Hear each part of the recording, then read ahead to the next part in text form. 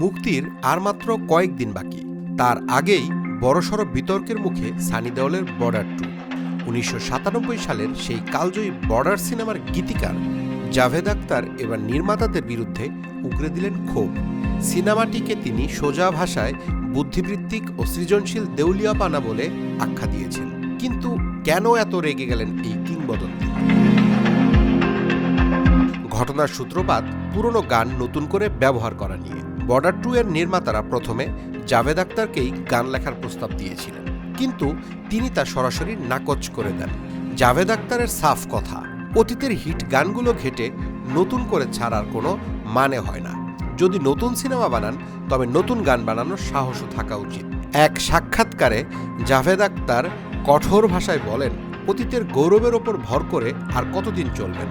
পুরনো গান রিমেক করা মানে আপনারা মেনে নিচ্ছেন যে আপনাদের পক্ষে সেই মানের কাজ করা আর সম্ভব নয়।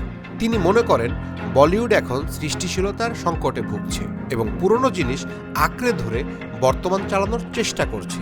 একেই তিনি বলছেন শিল্পীদের অক্ষমতা।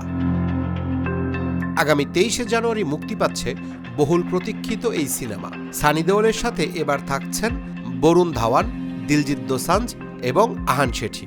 ভারত পাকিস্তান যুদ্ধের প্রেক্ষাপটে নির্মিত এই ছবি নিয়ে দর্শকদের উত্তেজনা তুঙ্গে থাকলেও জাভেদ আখতারের এই মন্তব্য কি সিনেমার ব্যবসায় প্রভাব ফেলবে? একদিকে বিশাল বাজেটের বর্ডার 2, অন্যদিকে জাভেদ আখতারের মতো ব্যক্তিত্বের কঠোর সমালোচনা। বলিউড কি আসলেই সৃজনশীলতা হারিয়ে ফেলেছে, নাকি রিমেক কালচারই এখন ট্রেন্ড?